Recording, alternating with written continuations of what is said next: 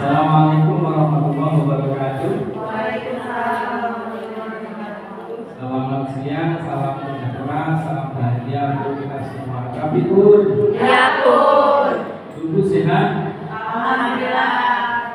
Nanti semua ya. Nanti ada bapaknya. Alhamdulillah, rabbil alamin. Wassalatu wassalamu ala sayyidina Muhammadin wa ala alihi wasallam. Kepada Bu Isnawati selaku kepala sekolah sekaligus menjadi calon guru penggerak angkatan 10 Kabupaten Mimika yang kami hormati ibu sekalian, ibu guru SD 1 Haji Pemanggilan yang sangat saya hormati. Pertama, adalah kita bersyukur kepada Allah Subhanahu wa taala dan mengucapkan pada kesempatan siang hari ini kita dapat hadir di sini dalam rangka presentasi visi-misi dan prakarsa perubahan yang nanti akan disampaikan oleh Bu Isnawati. Sekarang Indonesia, karya Bung Karno. Jikalau aku berdiri di pantai Iliad, aku mendengar lautan Hindia bergelora membanting pantai Iliad. Aku mendengar lagu Sajak Indonesia. Jikalau aku melihat sawah-sawah yang menguning menghijau, aku tidak melihat lagi batang-batang padi yang menguning menghijau. Aku melihat Indonesia. Jikalau aku melihat gunung-gunung, Gunung Merapi, Gunung Semeru, Gunung Merbabu, Gunung Tangkuban Perahu, Gunung Lebet, dan gunung-gunung yang lain, aku melihat Indonesia. Jikalau aku mendengarkan lagu-lagu yang merdu dari Batak, bukan lagi lagu Batak yang kudengarkan, aku mendengarkan Indonesia. Jikalau aku mendengarkan Pangkur Palaran, bukan lagi Pangkur Palaran yang kudengarkan, aku mendengarkan Indonesia. Jikalau aku mendengarkan lagu Olesio dari Lampung, bukan lagi lagu Olesio yang mendengar, aku mendengar Indonesia. Jikalau aku mendengarkan burung perkutut menyanyi di pohon itu anginnya sepoi-sepoi, bukan lagi aku mendengarkan burung perkutut, aku mendengarkan Indonesia. Jikalau aku menghirup udara ini, aku tidak lagi menghirup udara, aku menghirup Indonesia. Jikalau aku melihat wajah anak-anak di desa-desa dengan mata yang bersinar-sinar, Pak Merdeka, Pak Merdeka, Pak Merdeka, aku bukan lagi melihat mata manusia, aku melihat Indonesia. Terima kasih. Bung Karno. Coba biar kita Bapak Ibu perhatikan. Bila Bapak Ibu perhatikan di sini, Bapak Ibu melihat bahwa Bung Karno itu mempunyai harapan. Harapannya apa? Semua yang ada di Indonesia itu apa ya, bisa bersatu. Pulau yang beribu-ribu, kemudian letak geografis yang otomatis menyebar di mana-mana, terdiri juga dari berbagai suku, dari berbagai lagu. Dan harapan Bung Karno adalah mereka itu satu Indonesia. Itu adalah harapan Bung Karno, kita merdeka, kemudian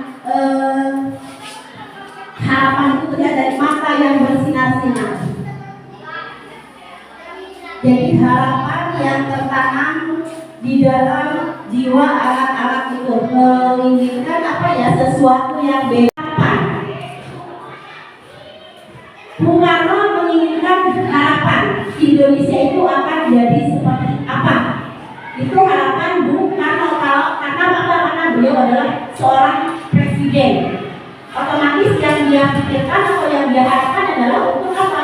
Untuk segala sesuatu kemajuan negerinya, karena beliau seorang presiden. Saya di sini berdiri sebagai kepala sekolah, otomatis saya juga punya harapan. Harapan saya sebagai kepala sekolah. Kalau harapan Bapak Ibu otomatis apa? Harapan Bapak Ibu sebagai guru, betul sekali. Dan untuk mencapai harapan-harapan kita itu, kita harus mempunyai inspirasi untuk mencapainya. Karena harapan itu kalau kita hanya stuck di tempat, ya sampai kapanpun tidak akan tercapai. Seperti itu Bapak Ibu ya. Kemudian Bapak sih, saya tanya dulu harapan Bu Sep. Kita sebagai guru saja dulu. Bu Sep ingin menjadi guru yang seperti apa? Dia membutuhkan murid-murid. Dan saya ingin guru yang selalu dibutuhkan oleh guru saya. Betul ya, Bu Sep ingin menjadi guru yang dirindu, menjadi guru yang didolakan oleh siswanya di tubuh hadirannya. Jadi harapan guru bagaimana? Harapan guru otomatis itu tadi banyak sekali harapan dan semuanya berhubungan dengan siswa. Bagaimana cara mewujudkannya? Ya harapan itu kalau Bu Sep misalnya ingin didolakan oleh anak-anak, gak mungkin Bu Sep tiap hari diajarin siswanya ya biasa. Kalau Bu Sep kerjanya tiap hari datang terlambat, kemudian begitu datang masuk kantor, gak masuk ke kelas, ngasih tugas, ngobrol dengan Bu Elsa misalnya, gak bakal itu tercapai. Di sini kita akan berparah. Gak apa-apa, kita sekarang sama.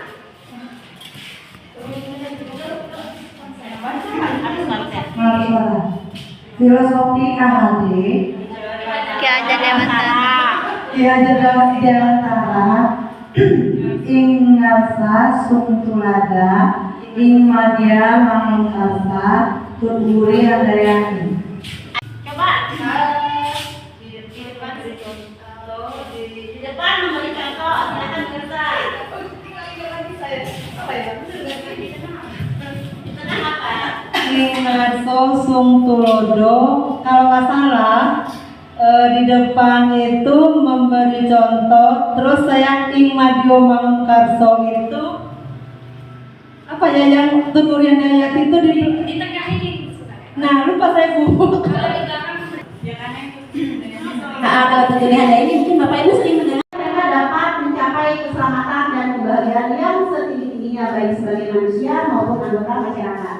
Nah, demi menuntut kodrat murid kita, maka pembelajaran termasuk kurikulum ini harus menyesuaikan kebutuhan mereka dan juga harus belajar terus beradaptasi terhadap segala perubahan yang terjadi. Nah, kemudian pada saat ini kita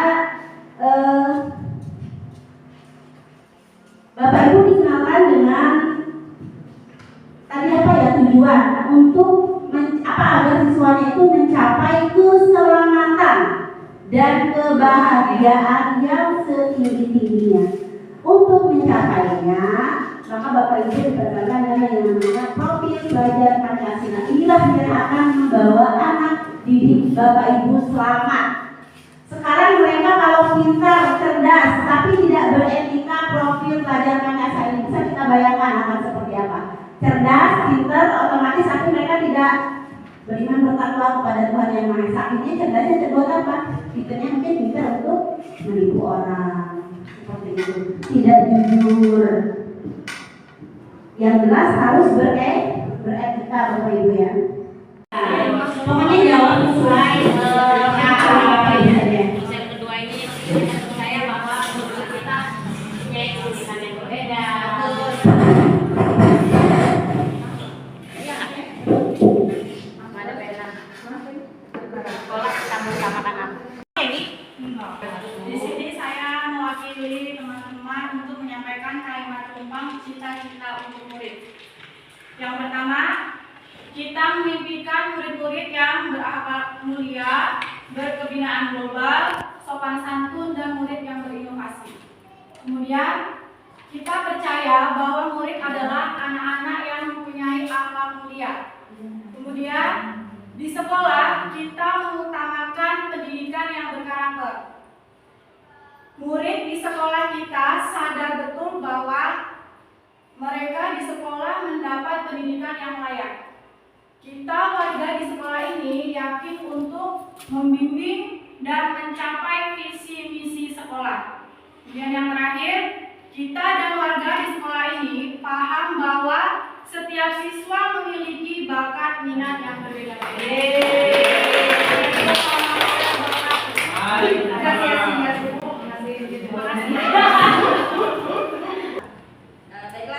kalimat tumpang cita-cita untuk murid ya. Ini kita memimpikan murid-murid yang aktif dan kreatif. Kemudian kita percaya bahwa murid adalah manusia yang sempurna ya. Di sekolah kita mengutamakan akhlak dan budi pekerti. Murid di sekolah kita sadar betul bahwa sekolah itu adalah tempat untuk belajar, untuk menuntut ilmu. Kita, warga di sekolah ini yakin untuk belajar untuk menjadi pribadi yang lebih baik. Kita dan warga di sekolah ini paham bahwa pendidikan itu penting. Bapak Ibu dulu ya. Tadi saya bisa melihat pernyataan yang sudah disampaikan oleh kelompok mayoritas dan juga kelompok sama sih. Yang jelas begini, kita sama-sama menginginkan peserta didik yang berakhlak, yang jelas berkarakter. Selain itu berinovasi dan itu bisa dilaksanakan di sekolah melalui siapa? Melalui pemberian bimbingan dari kita Bapak Ibu ya. Kemudian, nah Bapak Ibu tadi Bu Intan ini memberikan visi-misi sekolah. Coba visi sekolah kita apa? Ada yang tahu visi sekolah kita? Boleh kalau misalnya memang tidak ada yang hafal, bisa minta bantuannya boleh difoto visi sekolah kita. Ayo baca. Visinya apa? Visi. Terus apa coba bacaannya? Ayo. Menjadikan sekolah yang cerdas, berbudi pekerti luhur, dan lingkungannya asri. Cuma bahas satu kalimat aja kan? Iya. Tapi berapa kata? Menjadikan peserta didik yang cerdas, berbudi pekerti luhur. Bapak Ibu, tadi Bapak Ibu sudah pada saat kita menarik kesimpulan, Bapak Ibu tadi sudah punya angan-angan atau punya harapan. Apakah visi sekolah kita ini sudah selaras dengan cita-cita kita untuk murid? Sudah. Selaras. Adakah yang ingin disesuaikan? Kalau Bapak Ibu misalnya kalau untuk selaras katanya sudah selaras ya Pak ya. Kemudian adakah yang ingin disesuaikan? Ini Bapak Ibu ya. Saya pada saat kemarin membuat visi guru penggerak, ini adalah visi guru penggerak yang sudah saya buat, menjadikan peserta didik ceria. Kenapa saya membuat kalimat yang simpel Pak? Ini Pak, Bapak tadi sudah lihat sendiri, padahal cuma menjadikan sekolah yang cerdas, berbudi pekerti luhur, dan lingkungan yang asli, mereka nggak hafal. Jadi maksud saya memang saya ingin menyimpulkan supaya kalimat ini yang jelas mereka pada niat ceria. Itu visi guru penggerak saya kemarin. Nah kemudian tadi mereka katanya memang sudah selaras. Hanya apakah perlu disesuaikan? Nah menurut Bapak Ibu, visi sekolah tadi punya kita itu kepanjangan atau bagaimana? Nah saya bukan merubah dengan ini supaya apa? Supaya Bapak Ibu hafal. Menjadikan peserta didik ceria. Dah beres. Karena dalam visi sekolah itu harus mencakup 3 ya, ada kompetensinya, kemudian ada karakternya dan lingkungannya. Kita tinggal tambahkan saja dan lingkungan yang asli. Selesai. Ingat ya? Ingat tidak? Menjadikan peserta didik ceria. Misalnya langsung ditanya sama Pak Ahmad, misalnya biasa kalau pendampingan itu lagi, coba sebutkan visi sekolah kita menjadikan peserta didik ceria. Ingat ya? Karena saya tahu kesulitan Bapak Ibu setiap saya tanya setiap kumpulan, setiap tanya visi ibu-ibu, visi sekolah kita apa? Jarang yang hafal Pak. Kemudian saya ingin mencoba apa ya, membuat sesuatu yang beda. Jadi kalau misalnya pokoknya kata Bapak Ibu hanya mendengar kuncinya saja ceria. Kalau untuk kata depan kan kita enak aja tinggal nambah. Misalnya lupa nih menjadikan peserta, ya bilang aja. Pokoknya kita ingin menjadikan peserta didik yang ceria. Nggak mungkin kan cerianya saja. Kalau ditanya apa visi sekolah kita, seumpamanya mau diganti gitu. Nah, tapi kita akan lihat apakah ini sudah mewakili impian Bapak Ibu. Bapak Ibu kan tadi menginginkan siswa yang berkarakter, ada karakternya nggak di sini? Ada tidak? Kemudian apalagi kita ingin mewujudkan profil pelajar Pancasila, kira-kira ini masuk tidak? Pada prinsipnya untuk menentukan visi bagi sekolah kan berdasarkan kesepakatan bersama antara pemimpin sekolah, pihak sekolah, pihak guru, perwakilan orang tua, dan mungkin kalau anak sudah punya daya nalar, perwakilan dari sekolah.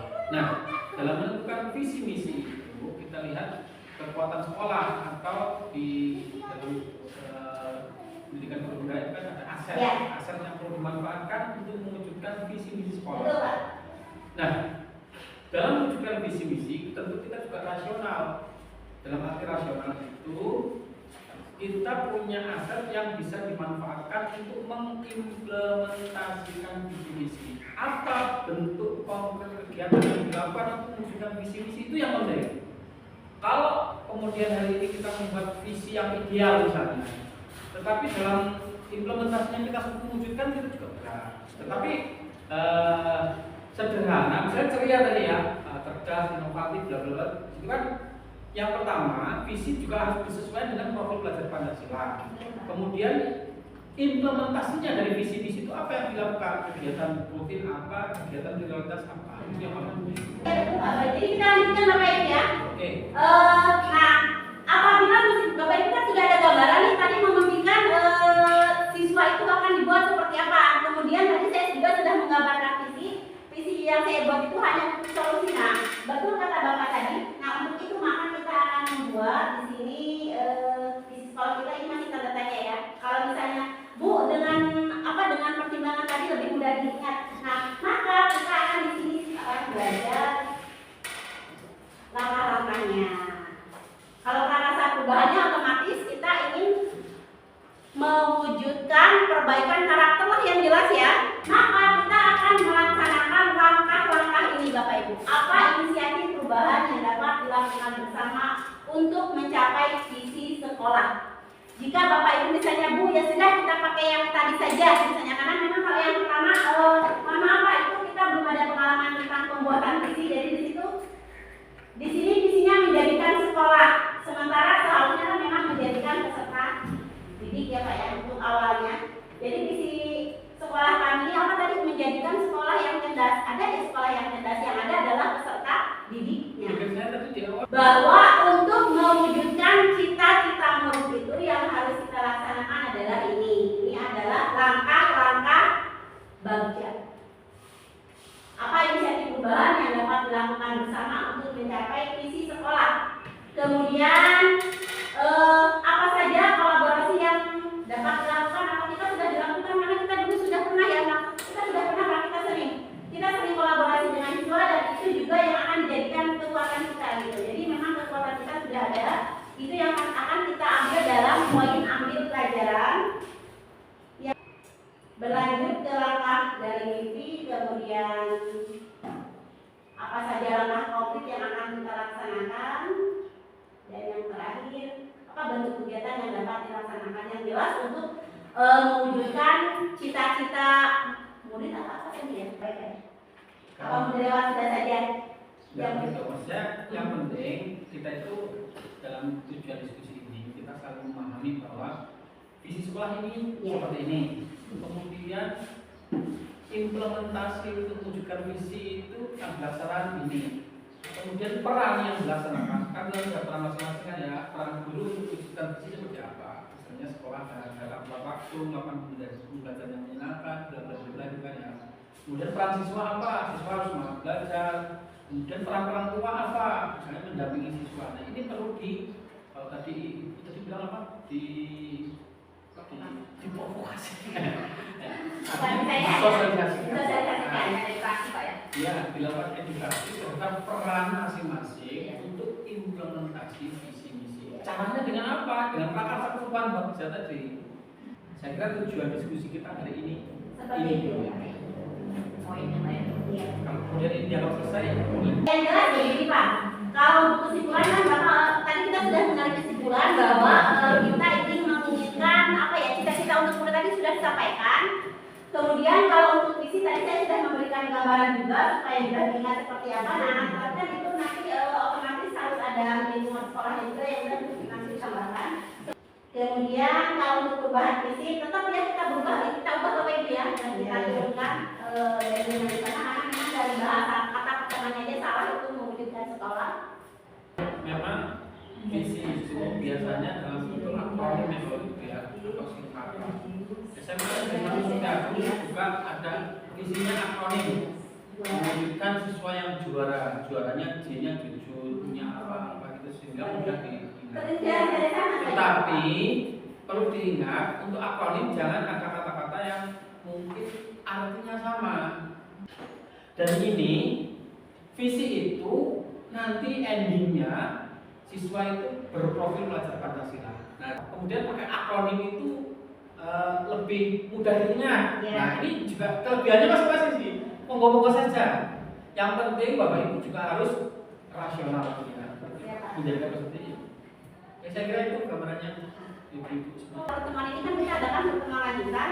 Kita akan merancang untuk mewujudkan mimpi-mimpi kita itu apa yang akan kita laksanakan supaya yang jelas kita sudah punya harapan dan kita punya rencana untuk mewujudkan harapan tersebut, yaitu dengan melalui langkah-langkah bagja. Seperti itu Bapak Ibu ya. Langkah-langkah bagja itu yang jelas yang pertama berawal dari 2 pertanyaan apa yang akan kita wujudkan.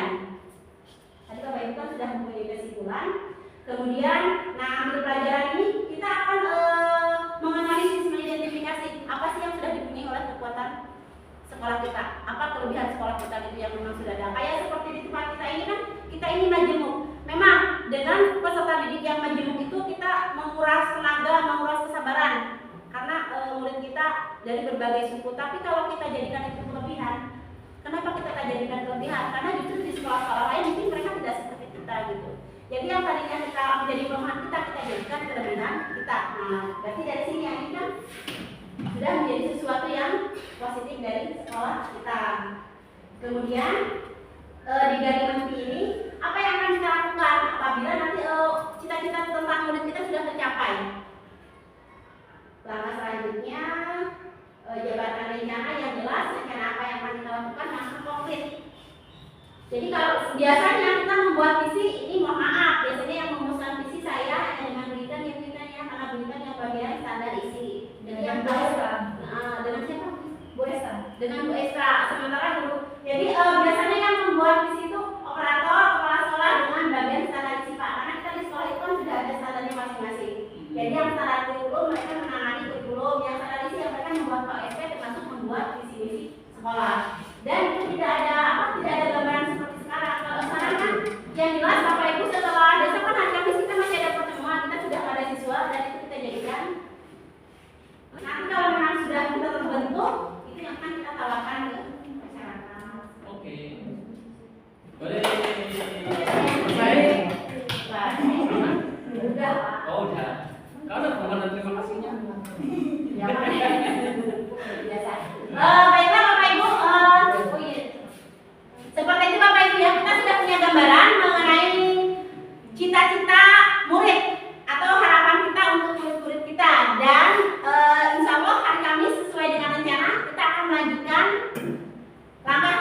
tadi. Harusnya sekarang, tapi terima kasih Bapak Ibu atas waktunya. Terima kasih juga Bapak atas penguatannya. Saya ini wabillahi taufiq hidayah. Wassalamualaikum warahmatullahi wabarakatuh. Waalaikumsalam warahmatullahi wabarakatuh. Terima kasih sekali lagi yang baik, terima kasih sekali lagi ibu-ibu semuanya yang hadir dan menyempatkan pada kesempatan ini. Sekali lagi saya mengapresiasi ibu, harusnya kita sudah istirahat ya Bu ya, tapi ibu sudah berkenan di sini sangat luar biasa ini. Ini berkaitan dengan tugas ini selanjutnya akan disempurnakan lagi nanti oleh Bu Isnawati berbarengan dengan ibu-ibu semuanya. Sekali lagi mudah-mudahan dengan langkah ini kita ada persepsi berubah. Setelah tadi ibu-ibu semua mengisi kalimat rumpang dengan sesuatu yang sangat ideal untuk murid kita di masa depan, mudah-mudahan tidak hanya harapan saja, tetapi kita ada upaya yang lebih konkret lagi untuk mewujudkan murid di masa depan yang kita harapkan tadi cerdas, inovatif, dapat berdaya saing dan seterusnya. Yang lebih penting dari itu semua adalah sesuatu kita berbareng-bareng kolaborasi semuanya untuk mewujudkan siswa kita yang berprofil belajar Pancasila. Itu yang paling utama dan yang paling penting. Terima kasih atas segala perhatian. Mohon maaf telah menyita waktunya Bapak Ibu semuanya dalam kesempatan ini. Sekali lagi mohon maaf yang sebesar-besarnya. Mudah-mudahan ini semuanya dapat bermanfaat bagi kita semua. Amin. Kemudian untuk ibu-ibu yang sudah menjadi calon guru penggerak sekolah, mudah-mudahan sukses dalam menjalankan programnya ke depan menjadi lebih baik lagi. Amin. Wassalamualaikum warahmatullahi wabarakatuh.